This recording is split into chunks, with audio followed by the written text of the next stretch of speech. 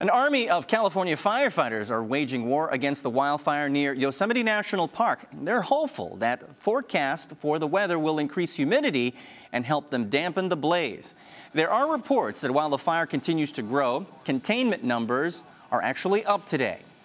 George Gentry is Executive Officer of the California Board of Forestry and Fire Protection. He's here to join us and give us an update. Mr. Gentry, thank you today. You're welcome. Glad to be here. And Mr. Gentry, this fire is so vast and so ferocious it can be seen from outer space. What's the very latest on bringing this beast of destruction under control? Right now it's at 180,000 acres for the total footprint, but containment figures went up to about 20% overnight. Right now it's not so much particularly the size of the fire that's concerning. It's particularly the assets at risk that are of most concern, in particular the Hetch Hetchy Reservoir and power generation facilities for the city of San Francisco, as well as residences. Now, I've read in the reports that one of the frustrating pieces of this fire is that you literally have to wait for it to come to you. You cannot take the fight to it. In that light, what can be done or what is being done to protect the San Francisco Reservoir and the power lines to the surrounding area? So in the case of the power facilities, 20% of the power for San Francisco is derived from those facilities. A couple of them at least have been taken offline so that they are not going to be, and they have protection around them in terms of firefighters.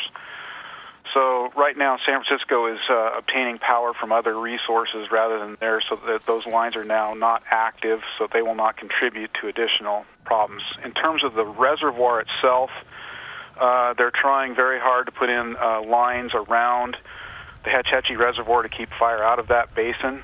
The problem will not be if the fire gets into the basin per se. The problem will be during the winter when rains do occur, erosion will occur, and that will contaminate the reservoir.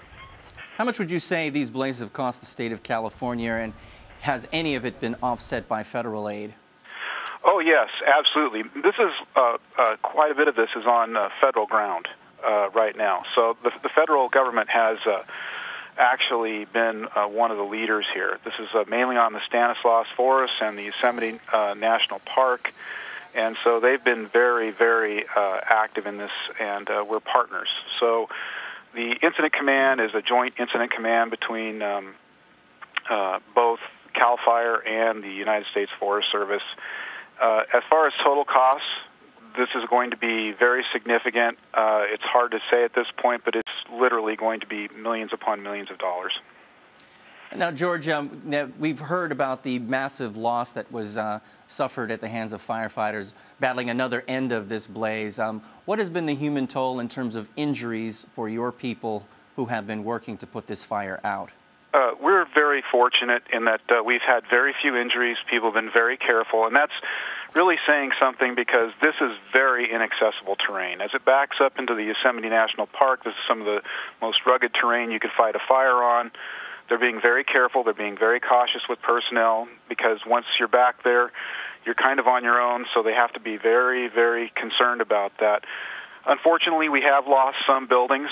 At last count, I think we've lost just over 30 residences and about another 80 outbuildings. But so far, fingers crossed, we're going to be okay.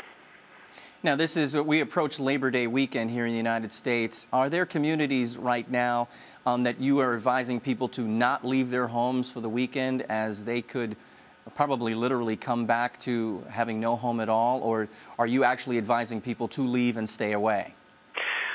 We're not advising people exactly on what it is that they should or shouldn't do in terms of their own homes.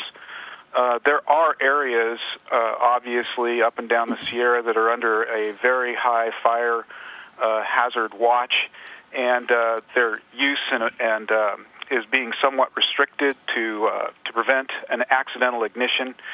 One of the main problems we have, the two main sources of ignition, of course, are lightning-caused and human-caused. And so when we have more people out enjoying the Sierras or the forests, there's more of a chance of an accidental ignition. That's a high drop. So we have to be more careful about that. Let's talk about that in terms of the origin of this blaze. Was there a single source that you can lock down as to what started this, or was it a multiple array of sources? Officially, it's still under investigation. So I really can't say anything further beyond the fact that it is under investigation. And despite the size and veracity of this fire, to your knowledge, I mean, is this a fire that you would say is normal for fire season, or is it bigger, smaller? Put it into context for us. This is the 13th, as of right now, it's the 13th largest fire in California history in terms of acreage. I hesitate to say whether or not this is normal. It's becoming almost the new normal. Mm-hmm. We never had fires in the past that were quite this extensive. And what we've seen over the last 30 years is a trend where we have more increasing frequency of fires and more increasing frequency of large fires. Okay, thank you very much. George Gentry with the state of California and the California Board of Forestry and Fire Protection. Thanks for joining us. You're welcome. Now, the rim fire at Yosemite is a big fire, but it is not the only major blaze in the West. 36 uncontained fires covering 750,000 acres are burning across 10 states. That's according to the National Interagency Fire Center. Mike Ferris is with the center. He joins us now by telephone. Good morning. Good morning. Good afternoon, Mike, here on the East Coast. Sorry, I'm here in Mountain Time, so it's still morning here. No worries. We were talking about the context of this wildfire as it stretches not just in California, but all across the western states. Can you give us some historical perspective in terms of fire season and what the United States is used to dealing with? Is this normal, above normal, below normal? Well, you know, you have to kind of look at it from day to day and year to year. And currently, where we stand right now, things have actually started to mitigate somewhat, and we're starting to see a little bit of a downward trend. And there's been pretty good success by our incident management teams that have been managing some of these long-duration, large, complex fires. So we went from earlier last week, I think last Tuesday, we jumped up to what we call National Preparedness Level 4. Excuse me, we jumped up to Level 5, which means that we're at the highest level of activity, and we've got the greatest amount of resources committed to help suppress these fires, to where yesterday we decreased and went back down to Preparedness Level 4. So we were standing around 50 large uncontained fires on Tuesday of last week, and today we're looking at approximately 33 that are still burning. And I think one of the things that has helped us significantly over the last week has been a shift in the weather. Had we not gotten that, I think we would have continued to see activity increase across the western states. Let's talk to us briefly about the science of the fire themselves that makes it so big and move so fast and cause so much destruction. Well, you know, there's so much is contingent on where the fire establishes itself, and of course we have fires are started by humans. And we also get a lot of fire activity as a result of lightning during the summer months.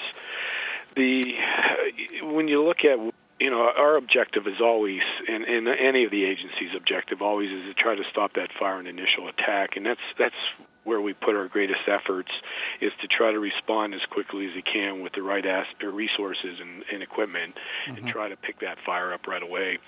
Mm-hmm.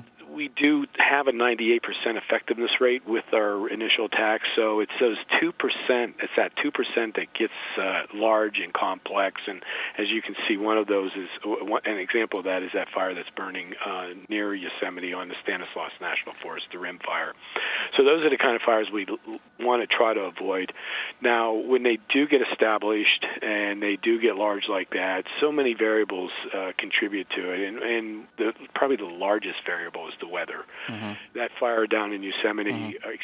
On the Stanislaus National Forest, that is threatening the park, has burned into the park, is being spread by the weather, especially the winds and the low relative humidities and the high temperatures and the dry conditions. Mike. And that part of California probably has not seen much moisture for the last 3 or 4 months. Thank you, Mike. So Mike Ferris, I'm going to have to cut in and leave it there, but thank you so much. Mike Ferris with the National Interagency Fire Center. Thank you so much for bringing us up to date on the conditions and what is next.